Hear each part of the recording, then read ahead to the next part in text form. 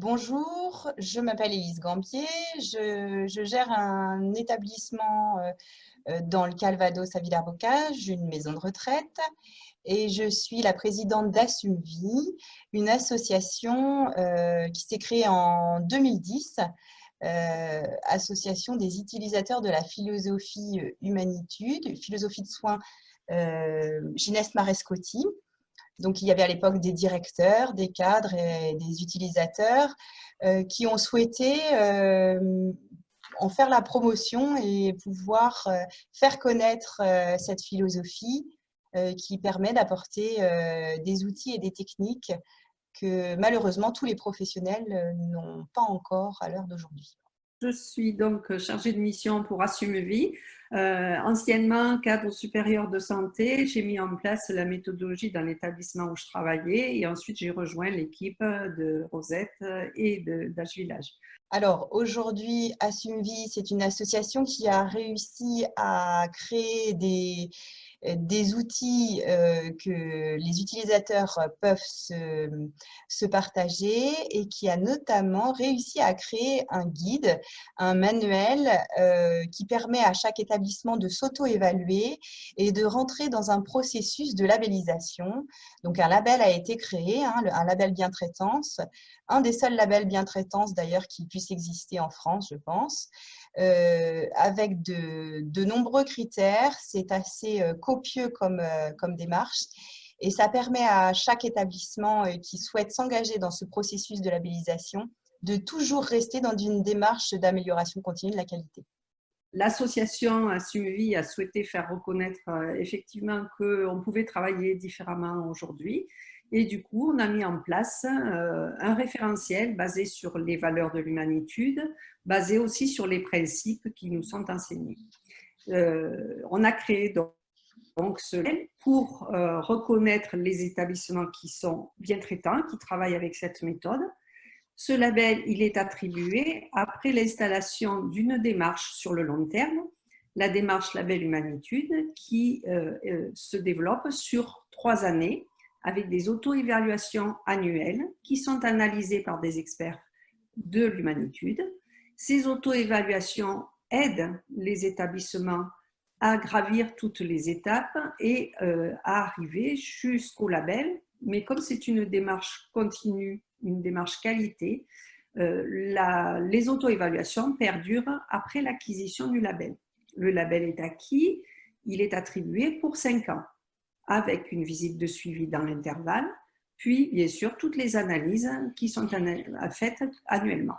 Le référentiel du label, il est basé sur les 5 grands principes de l'humanitude. Donc, il s'organise avec plusieurs chapitres, dont notamment l'engagement de la direction, puisqu'il ne peut pas y avoir de changement et de démarche projet sans que la direction soit impliquée. Et ensuite, ils sont déclinés les critères sur 5 principes qui sont le 0 soin de force sans abandon de soins, qui sont le respect de la singularité, de l'intimité, qui sont aussi le vivre et mourir debout, l'ouverture de l'établissement vers l'extérieur et la liberté d'aller et venir. Alors le cadre du label, il permet d'avoir pour chaque établissement une méthodologie de gestion de projet qui amène déjà et qui pose les valeurs quand même. Cette philosophie, elle pose les valeurs qu'une structure peut avoir. Ça permet à chacun de se mettre d'accord sur ce vers quoi on doit aller, et quels sont les principes. Aujourd'hui, on sait que dans les établissements labellisés, les gens viennent pour cette philosophie-là, donc ça devient quelque chose d'attractif pour les salariés. Ce cadre et cette philosophie, avec les résultats qu'elle obtient, puisqu'on est sans cesse dans une amélioration continue de la qualité, permet à ces professionnels de toujours voir les résultats obtenus, de se rendre compte du travail parcouru. Ça permet de valoriser ce qui est fait.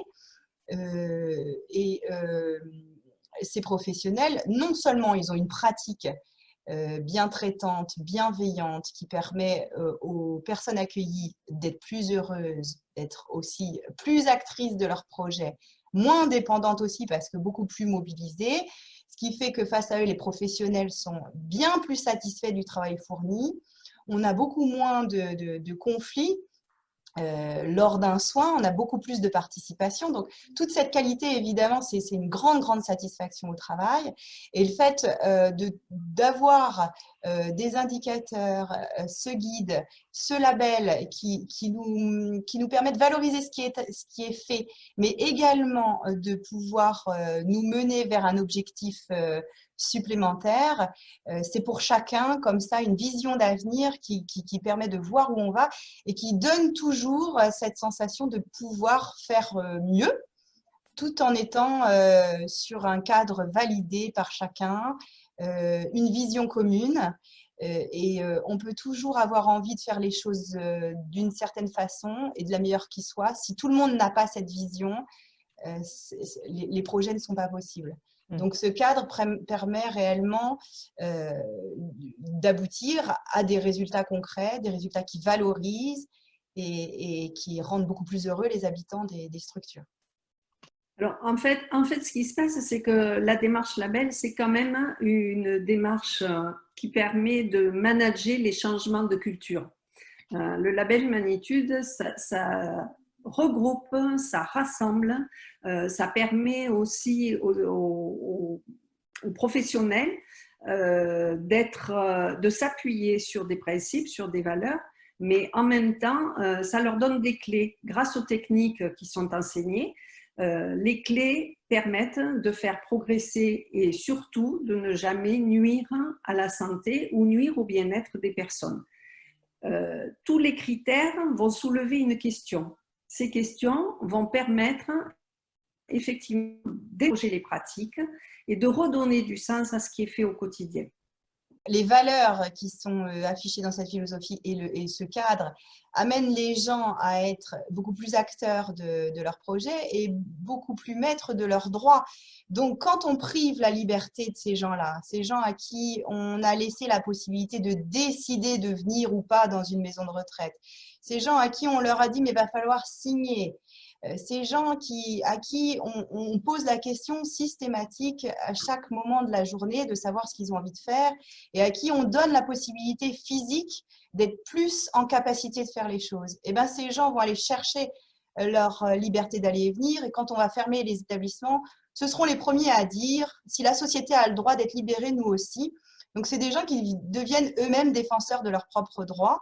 Donc, face à des gens qui, comme ça, nous renvoient des valeurs éthiques, on a beau en avoir, finalement, c'est eux-mêmes qui font marcher le cycle de ce vers quoi on doit tendre. Le label Humanitude ne concerne pas que les EHPAD, il concerne aussi le milieu du handicap. J'ai visité un établissement dans lequel il y avait deux personnes qui se sont rencontrées au sein de l'établissement, c'était une femme. Ces deux personnes ont entamé une relation amoureuse. Toute l'équipe les a entourés, les a accompagnés parce qu'ils avaient des déficits très importants. Et ce couple a pu, grâce au projet de l'ensemble de l'équipe, aller dans un appartement thérapeutique et ils ont pu aller vivre leur vie normalement, bien qu'ayant des handicaps très très sévères. Toute l'équipe les a accompagnés pour monter ce projet et le réaliser. Et à ce jour, ils vivent toujours ensemble, en couple, en harmonie, avec des équipes de soins qui passent pour leur faire les soins quotidiennement, etc. Mais du coup, ça a été leur projet. La liberté, quand on est un professionnel qui travaille dans le secteur social, les droits des personnes, c'est quelque chose sur lesquels on est très, très à cheval, si je puis dire. C'est des choses qu'on a envie de défendre. Donc, la liberté chez les personnes âgées notamment, hein, mais on pourrait le voir pour différentes personnes vulnérables, souvent les droits se sont réduits parce que les capacités physiques se sont amoindries par le vieillissement ou la perte d'autonomie. Mais quand on met des professionnels pour accompagner ces personnes-là, c'est justement pour pouvoir faire face à ces handicaps-là et surtout pas avoir ces droits de réduits, mais au contraire, pouvoir vivre correctement dans la société avec les mêmes droits que les autres. Et alors, j'ai envie de rajouter que quand même, pour les personnes âgées, ces personnes qui ont une expérience de vie bien plus grande que la nôtre, eh ben, c'est d'instinct qu'on a besoin de faire en sorte que leurs droits soient respectés. Et dans une société comme la nôtre où il n'y a pas toujours une valorisation du vieillissement, ça donne encore plus envie d'être celui qui va porter et qui va défendre ces droits-là, parce que ça vaut tellement le coup, on a tellement des résultats satisfaisants et on voit tellement l'utilité de notre intervention. Alors quand on a les bons outils, encore une fois, parce qu'il faut encore avoir les moyens de pouvoir intervenir, quand on a cette possibilité d'avoir les bonnes techniques et les bonnes voies, les bons chemins d'accès, avec les bons professionnels, et ben, effectivement, c'est une réjouissance pour celui qui peut faire partie de cette profession-là. Quand on apprend à se poser la question de savoir comment on doit réaliser l'accompagnement et qu'on a tous des valeurs qui se partagent et qu'on se retrouve sur les objectifs à atteindre, tous les professionnels apportent leur observation, leur savoir-faire, leur savoir-être, et on n'est pas tous sur les mêmes lignées parce qu'on obtient plus ou moins de choses en fonction du moment de la journée, en fonction de notre histoire à nous aussi.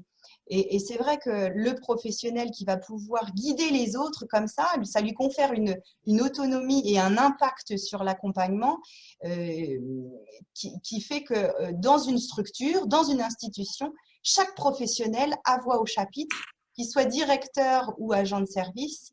Et il n'y a plus cette notion, si je puis dire, de hiérarchie, parce que ce qui va primer, c'est celui qui va avoir la meilleure idée, c'est celui qui va être le plus créatif. Et alors ça donne une sacrée liberté dans son cheminement professionnel. Expérience de 10 ans d'évaluation label sur site, moi je me rends compte que les établissements sont de plus en plus inventifs et ils s'autorisent à faire les choses. Ils n'attendent pas qu'on leur donne des injonctions depuis les tutelles ou même si on rentre dans le cadre de la réglementation, on se rend compte qu'ils vont oser faire les choses parce qu'en plus, ils donnent la parole aux habitants, on va dire. Et en fait, l'entrée dans un établissement, ben, la vie ne s'arrête pas, la vie continue. À partir du moment où on implique les gens et on leur permet de faire des choix, etc., ben, la mission du professionnel, elle est accomplie. Et du coup, ben, les professionnels, ils osent davantage et ils ont de plus en plus d'idées. Ils deviennent boulimiques d'idées et de projets, en fait. Et c'est cette dynamique qui fait que tout le monde se sent bien, à la fois les habitants et les professionnels aussi. Et avec la conception des structures d'accueil, des structures là où les personnes viennent vivre, avec le fait que ces structures évoluent vers des milieux de vie et évitent de prioriser systématiquement le soin, l'hygiène ou la sécurité, eh ben, on a comme ça un potentiel d'accompagnement possible pour les professionnels, c'est-à-dire que de mettre en place plus de vie sociale, plus d'ouverture sur l'extérieur, plus de relations les uns avec les autres. C'est vrai que ça donne un champ des possibles qui s'est sérieusement élargi et qui permettent aux professionnels de se situer sur bien d'autres rôles que le rôle de soigneur du corps ou d'accompagnateur de la santé physique. Et ce qui fait qu'on a des professionnels maintenant qui se situent sur bien d'autres niveaux et qui ont un métier, à mon avis, bien plus valorisant et bien plus riche que celui du soigneur du matin, de l'hygiène corporelle.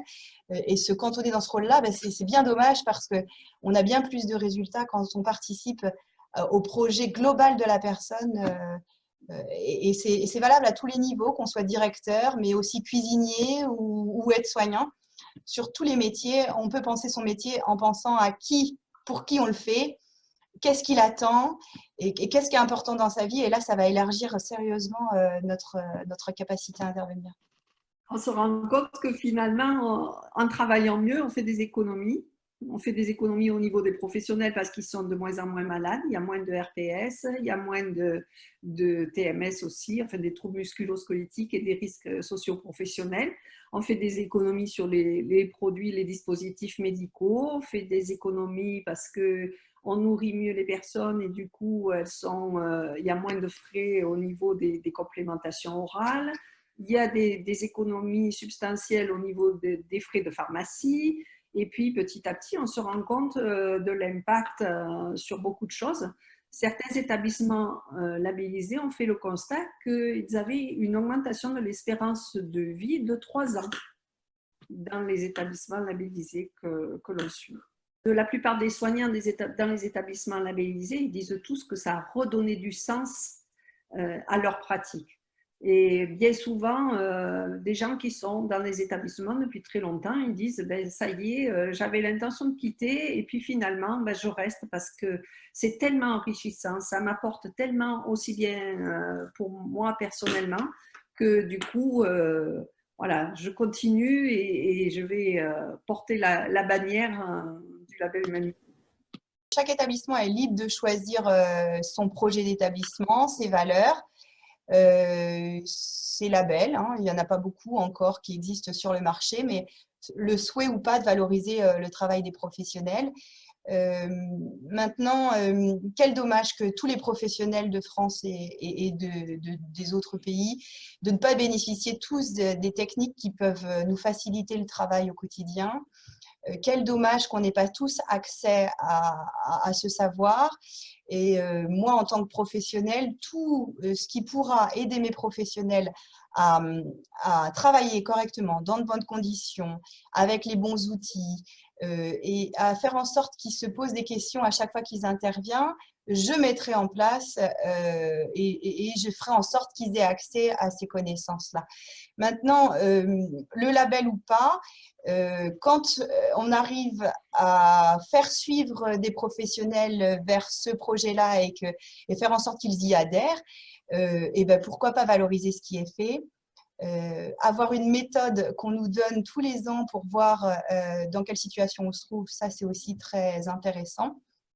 Donc, moi je dirais même que chacun est libre d'adhérer à cette philosophie, mais mon aspiration ce serait qu'un jour dans les formations initiales, les professionnels puissent avoir accès à ces techniques-là.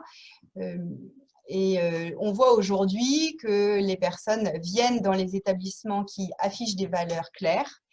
Les augmentations de salaire ne sont pas celles qui font venir les professionnels et on voit bien que ce qui intéresse, ce sont les conditions de travail et les valeurs affichées par les structures qui accueillent. Donc, chacun a intérêt sérieusement à réfléchir à son projet pour l'établissement, pour ses professionnels et pour les personnes qui vont venir y vivre.